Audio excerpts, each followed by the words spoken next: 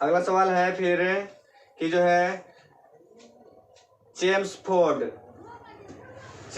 जो आपका ये गवर्नर जनरल था, इसका शासनकाल कब से कब तक होता है? 16 से 2016 से 1916 से 1921, 1916 से 1921। लॉर्ड चेम्सफोर्ड का जो शासनकाल होता है 1916 से 1921 होता है। और ध्यान देना है कि यहाँ बहुत अच्छा क्वेश्चन बनेगा कि लखनऊ जो अधिवेशन हुआ था 1916 में, लखनऊ अधिवेशन 1916 में हुआ था, उस समय जो है भारत का ये गवर्नर जनरल कौन था? लॉर्ड चेम्सफोर्ड था। बिल्कुल सही जवाब है। चूंकि शासनकाल याद रखना, शासनकाल के दौरान मेन शासनकाल है 1916 से 1921। इसके बीच में जो भी हुआ है तो वही वो इसी यही वायसराय कौन या गवर्नर जनरल कौन होगा? जो ये चेम्सफोर्ड है वही हो जाएगा। तो कांग्रेस का जो लखनऊ अधिवेशन हुआ था 1916 में, उस समय कौन था?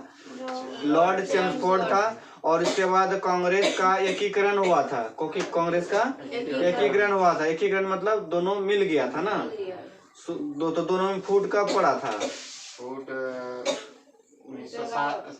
1907 में सूरत अधिवेशन हुआ था। सूरत अधिवेशन 1907 में हुआ था, जिसमें कि जो कांग्रेस में क्या हो गया था? फूट पड़ गया था, जिसमें कि नरम दल और गरम दल, दो दलों में कांग्रेस में विभाजन हो गया था ना, बट गया था नरम दल और गरम दल। और गरम दल का जो नेता था, ज्यादातर प्रमुखता से नाम लिया जाता है लाल बाल पाल।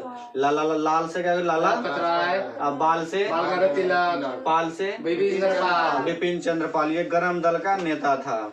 और कांग्रेस में एकीकरण हुआ, यानी कांग्रेस में समझौता हुआ। उसके बाद कांग्रेस और मुस्लिम लीग में भी क्या होता है? समझौता होता है 1916 में। और 1916 में जो है, 1916 में कौन सा आंदोलन चलाया जाता है? कौन सा?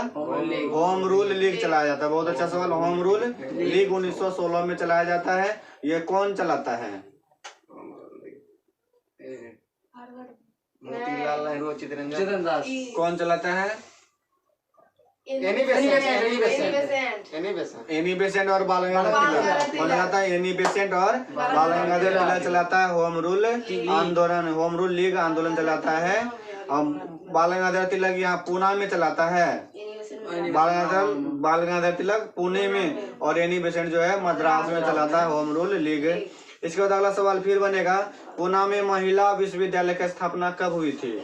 1916 में। पूना में महिला विश्वविद्यालय का स्थापना हुआ था 1916 में। उस समय भी लॉर्ड चेम्सफोर्ड का ही काल था। इसके बाद फिर अगला सवाल बनेगा कि 1916 में जो है कौन सा आश्रम का स्थापना किया था महात्मा गांधी? साबरमती आश्रम का। साबरमती आश्रम। साबरमती आश्रम कहाँ है? गुजरात में। गुजरात के अहमदाबाद में है साबरमती आश्रम। इसका स्थापना भी 1916 में कौन किया था? महात्मा गांधी किया था। पटना हाई कोर्ट का गठन, पटना हाई कोर्ट का गठन कब हुआ था? 1916 में हुआ था। बिल्कुल सही जवाब। पटना हाई कोर्ट का गठन भी 1916 में हुआ था। इसके बाद फिर अगला सवाल बनेगा कि 1917 में कौन सा जो है शिक्षा पर कौन सा आयोग गठन किया गया था? सैडलर शिक्षा पर जो है सैडलर आयोग 1917 में गठित किया गया था। और सैडलर आयोग को ही कहा जाता है शिक्षा का मैग्ना कार्टा। शिक्षा का मैग्ना कार्टा कहा जाता है सैडलर आयोग को। ये सैडलर आयोग जो है शिक्षा पर जो है स्थापित किया गया था 1917 में। तो ये भी किसका शासनकाल हो गया? लॉर्ड चेम्सफोर्ड के काल में हो गया। इसके बाद फिर बहुत अच्छा सवाल बनेगा कि जो है मोंटेग्यू चेम्सफोर्ड जो है ये सुधार, मोंटेग्यू चेम्सफोर्ड सुधार, ये कब हुआ था? 1919 में। उस टाइम में भी ये था कौन? लॉर्ड चेम्सफोर्ड और कौन था? मोंटेग्यू और लॉर्ड चेम्सफोर्ड दोनों मिलकर जो है क्या किया था? मोंटेग्यू चेम्सफोर्ड सुधार लाया था। और यहाँ से बढ़िया क्वेश्चन बनेगा कि जो है जलियांवाला बाग हत्याकांड। जलियांवाला बाग हत्याकांड कब हुआ था? 13 अप्रैल 1919। 13 अप्रैल 1919 को। उस समय किसका शासनकाल था? लॉर्ड चेम्सफोर्ड का। लॉर्ड चेम्सफोर्ड का शासनकाल था, जब जलियांवाला बाग हत्याकांड 1919 में हुआ था। 13 अप्रैल 1919 में जलियांवाला बाग हत्याकांड। जलियांवाला बाग जो है यह किसके नाम से, किसका भूमि था? जल्दी नामक व्यक्ति। जल्दी नामक व्यक्ति का ये भूमि था, है ना।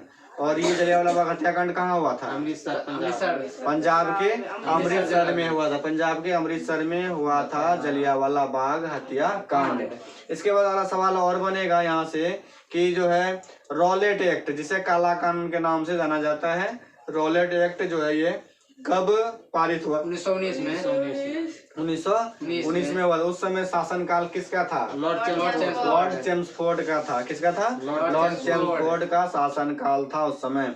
उसके बाद खिलाफत आंदोलन और असहयोग आंदोलन। खिलाफत आंदोलन और असहयोग आंदोलन का नेतृत्व महात्मा गांधी ने किया था। खिलाफत आंदोलन और असहयोग आंदोलन का नेतृत्व कौन किया था? महात्मा गांधी ने किया था। तो उस समय जो है किसका कौन सा गवर्नर जनरल का शासनकाल? लॉर्ड चेम्सफोर्ड का था। और खिलाफत आंदोलन कब स्टार्ट हुआ था? 1919 में। खिलाफत आंदोलन 1919 में।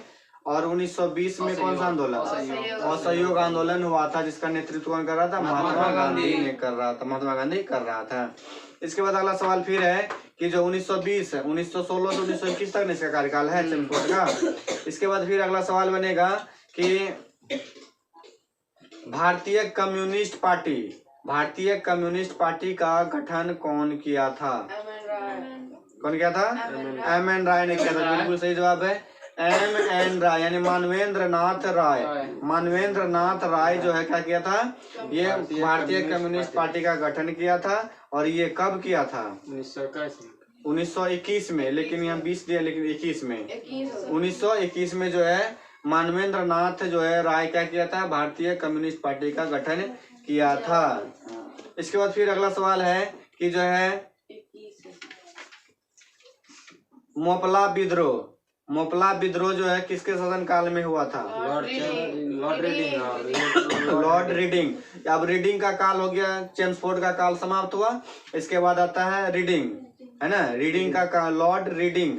इसका जो शासनकाल होता है 1921 से 1926 तक। 1921 से 1926 तक होता है। इसी के काल में होता है मोपला विद्रोह। मोपला विद्रोह 1921 में होता है। और ये कहाँ होता है? मोपला विद्रोह होता है केरल में। कहाँ होता है? केरल में होता है मोपला विद्रोह। इसके बाद फिर अगला सवाल बनेगा कि जो है चौरी चौरा कांड कब हुआ था? 5 फरवरी 1922 को हुआ था। इस समय जो है किसका शासनकाल था? लॉर्ड रीडिंग का। लॉर्ड रीडिंग का था। किसका था? लॉर्ड रीडिंग का शासनकाल था। 5 फरवरी 1922 को चौरी चौरा कांड होता है। कहाँ? उत्तर प्रदेश के गोरखपुर जिला में, जिसमें कि 20 सिपाही और 1 दरोगा यानी 21 थाना जो ये पुलिस कर्मचारी को क्या किया था? थाना बंद करके जिंदा जला दिया गया था। नाम क्या रखा है सर? उसके बाद अगला सवाल फिर बनेगा कि यहाँ से चौरी चौरा कांड जो हुआ था किसके काल में? लॉर्ड रीडिंग के शासन काल में हुआ था। 5 फरवरी 1922 को हुआ था।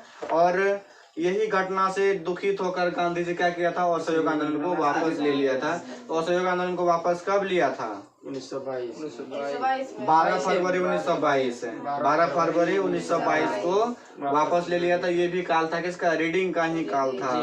इसके बाद बढ़िया क्वेश्चन और बनेगा एग्जाम की दृष्टि से कि जो है इलाहाबाद में सिविल सेवा की शुरुआत कब हुई थी? इलाहाबाद में सिविल सेवा 1922 में हुआ था। इलाहाबाद में सिविल सेवा की स्थापना 1922 में किया गया था। सिविल सेवा परीक्षा का शुरुआत। इसके बाद अगला सवाल फिर बनेगा कि विश्व भारती विश्वविद्यालय जो कि रविन्द्रनाथ टैगोर के द्वारा किया गया था, ये कब किया गया था? 1922। ये 1922 में किया गया था। बहुत अच्छा सवाल है। उसके बाद स्वराज पार्टी का गठन जो है कब किया गया था? 1923 में। कहाँ किया गया था? स्वराज पार्टी की स्थापना कहाँ किया गया? कहाँ किया गया था? स्वराज पार्टी का गठन किया गया था इलाहाबाद में। स्वराज पार्टी का गठन किया गया था इलाहाबाद में। और ये कौन किया था? चित्तरंजन दास और मोतीलाल नेहरू मिलकर जो है किया था इसका गठन। इसके बाद अगला सवाल फिर बनेगा बढ़िया क्वेश्चन कि जो है आर्य समाजी राष्ट्रवादी नेता स्वामी श्रद्धानंद की हत्या कब कर दी गई थी? स्वामी श्रद्धानंद की हत्या कब की गई थी? इसका 1925 में। कब किया गया था? 1925 में किया गया था। उसके बाद महात्मा गांधी एकमात्र जो है बेलगांव अधिवेशन किया था 1924 में। यह उस समय किसका शासनकाल था? लॉर्ड रीडिंग का ही, क्योंकि याद रखना है 21 से 26 रीडिंग का 121 से 1926 तक शासनकाल रहता है, जो कि इसमें बहुत बढ़िया सब क्वेश्चन यहाँ से बनता है। इसके बाद फिर लॉर्ड इरविन का शासनकाल फिर 26 से 31 1926 से 31 तक रहता है, जिसमें कि लॉर्ड इरविन का जो शासनकाल होता है बहुत ही इम्पोर्टेंट शासनकाल होता है। इसके शासनकाल में जो है साइमन कमीशन बम्बई आता है, भारत पहुंचता है। साइमन कमीशन बम्बई पहुंचता है। साइमन कमीशन का गठन कब हुआ था? 1928 साइमन कमीशन का गठन हुआ था 1927 में। साइमन कमीशन का गठन 1927 में होता है। और ये भारत आया था 3 फरवरी 1928 को आया था बम्बई में। कहाँ आया था? बम्बई पहुंचा था 3 फरवरी 1928 को पहुंचा था। और इसका जो है विरोध कौन किया था? लाला लाजपत राय जो है साइमन कमीशन का विरोध में जो है उसका लाठी का प्रहार चोट लग गया था, जिसके वजह से उसकी मृत्यु हो जाती है। इसके बाद अगला सवाल फिर बनेगा, साइमन कमीशन को और किस नाम से जाना जाता है? गोरे कमीशन या व्हाइट कमीशन, है ना? गोरे कमीशन या व्हाइट कमीशन के नाम जाना जाता है, क्योंकि इसमें टोटल जो गोरा ही था, मतलब अंग्रेज ही था ना। कौन था? अंग्रेज था। कितने साइमन कमीशन में कुल कितने सदस्य थे? 72 कितना? साइमन में 7 सर। साइमन में 7 पे जोर से बोलो ना। कितना? 7। बिल्कुल सही है। साइमन कमीशन में कुल 7 सदस्य थे, और जिसकी अध्यक्षता कर रहा था जॉर्ज साइमन। कौन कर रहा था? जॉर्ज साइमन ने कर रहा था इसका जो है अध्यक्षता। इसके बाद अगला सवाल फिर बनेगा यहाँ से कि लाहौर जेल में जतिन दास ने 13 जुलाई 1929 को भूख हड़ताल किया था। 13 जुलाई 1929 को भूख हड़ताल किया था, जिसकी वजह से उसका जो है 64वें दिन पर 13 सितंबर 1929 को मृत्यु हो गई थी। 64वें दिन भूख हड़ताल किया था, लेकिन कोई भूख हड़ताल उसकी मांग को पूरा नहीं किया, लेकिन 64वें दिन जो है उसकी मृत्यु हो गई थी। 64वें दिन जतिन दास का, किसका? जतिन दास का लाहौर जेल में मृत्यु हो गया था। तो यह भी शासनकाल किसका था? लॉर्ड इरविन का ही शासनकाल था उस समय। और भूख हड़ताल का कारण था भारतीय और अंग्रेज कैदियों के बीच जो है भेदभाव था, क्योंकि भारतीय कैदी जो था और अंग्रेज जो कैदी था दोनों के बीच बड़ा भेदभाव किया जाता था। इसलिए जो है ये भेदभाव को समाप्त करने के लिए वो क्या किया था? भूख हड़ताल किया था, लेकिन उसकी मांग को पूरा नहीं किया। उसके बाद जो है 64वें दिन जो है उसकी मृत्यु हो जाती। किसकी? जतिन दास। किसका? जतिन दास। इसके बाद अगला सवाल फिर बनेगा कि जो है किस अधिवेशन में जो है पूर्ण स्वराज का लक्ष्य निर्धारित किया गया था? कब हुआ था? 1929। कांग्रेस का लाहौर अधिवेशन 1929 में होता है, जिसमें कि पूर्ण स्वराज का लक्ष्य निर्धारित किया जाता है। और उसके बाद फिर जो है पूर्ण स्वतंत्रता दिवस जो है कब मनाया जाता है? मनाने की घोषणा करता है 26 जनवरी 1930। 26 जनवरी 1930 को जो है क्या करता है? कांग्रेस द्वारा जो है स्वतंत्रता दिवस मनाने की घोषणा किया जाता है। पहली स्वतंत्रता दिवस मनाने की घोषणा और मनाया भी था 26 जनवरी 1930 को मनाया था। किस नदी के किनारे झंडा फहराया था? रावी नदी के किनारे, है ना? रावी नदी के किनारे। और उसी को याद रखने के लिए क्या किया? 26 जनवरी 1950 को 26 जनवरी को याद रखने के लिए 26 जनवरी 1950 को संविधान लागू किया था। इसके बाद फिर अगला सवाल बनेगा यहाँ से कि जो है महात्मा गांधी जो है सविनय अवज्ञा आंदोलन 1930 कब चलाया था? 1930 में चलाया था सविनय अवज्ञा आंदोलन। और उस समय किसका शासनकाल था? इरविन लॉर्ड इरविन का शासनकाल था। बहुत अच्छा क्वेश्चन है। उसके बाद फिर अगला क्वेश्चन बनेगा फिर जो है गांधी जी जो है गांधी जी सविनय अवज्ञा आंदोलन के दौरान जो है एक नमक सत्याग्रह भी चलाया था, है ना। और उसके बाद फिर दांडी मार्च, ये कौन सा तिथि को चलाया था? कौन सा तिथि को? 1930 को 12 मार्च से लेके कितना 6 अप्रैल तक, 12 मार्च से 6 अप्रैल 1930 तक जो ये चला था। और पैदल यात्रा किया था ना इसमें, सविनय अवज्ञा आंदोलन में पैदल यात्रा करके जो दांडी ये समुद्र के किनारे तक पहुंचा था। उसके बाद नमक बनाकर जो नमक कानून का उल्लंघन किया था, तोड़ा था गांधी जी। तो सविनय अवज्ञा आंदोलन याद रखना 1930, नमक सत्याग्रह 1930, दांडी मार्च 1930। इसके बाद फिर अगला सवाल बनेगा यहाँ से कि प्रथम गोलमेज सम्मेलन कब हुआ था? 1930 12 नवंबर 1930। 12 नवंबर 1930 को प्रथम गोलमेज सम्मेलन होता है, जिसमें कि कांग्रेस भाग लेता है कि नहीं? कांग्रेस भाग लेता है। इसमें कांग्रेस भाग नहीं लेता है। द्वितीय गोलमेज सम्मेलन में कांग्रेस भाग लेता है ना। इसके बाद अगला सवाल, गोलमेज सम्मेलन कहाँ होता है? ये गोलमेज सम्मेलन कहाँ होता है? लंदन में होता है। कहाँ होता है? गोलमेज सम्मेलन लंदन में होता है। और जिसकी अध्यक्षता तीनों गोलमेज सम्मेलन का अध्यक्षता करता है रैमजे मैकडोनाल्ड। कौन करता है? Ramsay MacDonald. उस समय जो क्या होता है, ब्रिटेन का प्रधानमंत्री होता है। इसके बाद अगला सवाल है फिर गांधी इरविन समझौता कब हुआ था? गांधी इरविन समझौता 5 मार्च 1931 को, जिसे दिल्ली समझौता के नाम से भी जाना जाता है। दिल्ली समझौता के नाम से भी जाना जाता है। गांधी इरविन समझौता को 5 मार्च 1931 को। और इस समझौता में क्या हुआ था? गांधी जी जो क्या किया था, ये सविनय अवज्ञा आंदोलन को स्थगित करने के लिए ये सहमत हो गया था कि जो है अब इसको बंद कर देंगे।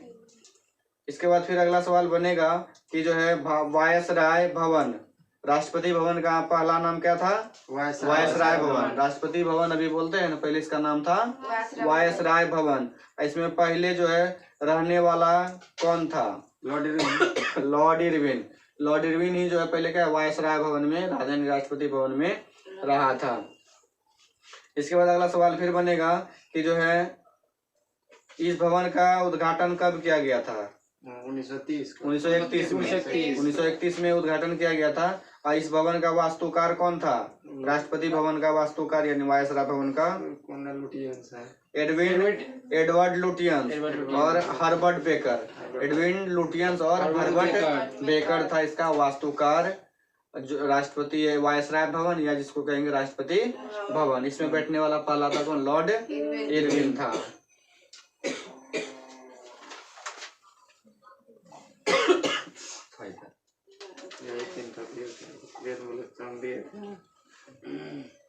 चलिए दोस्तों, फिर हम लोग अगला टॉपिक में फिर आगे डिस्कस करेंगे। तब तक के लिए यह वीडियो आप लोगों को कैसा लगा जरूर कमेंट कीजिए, अपने दोस्तों में भी शेयर कीजिए। यदि अच्छा लगा हो तो हमारे चैनल को जरूर से जरूर सब्सक्राइब कीजिए और हम लोगों का उत्साह को जरूर से जरूर बढ़ाइए। तो फिर हम लोग अगले नेक्स्ट वीडियो में मिलेंगे। तब तक के लिए जय हिंद, जय भारत।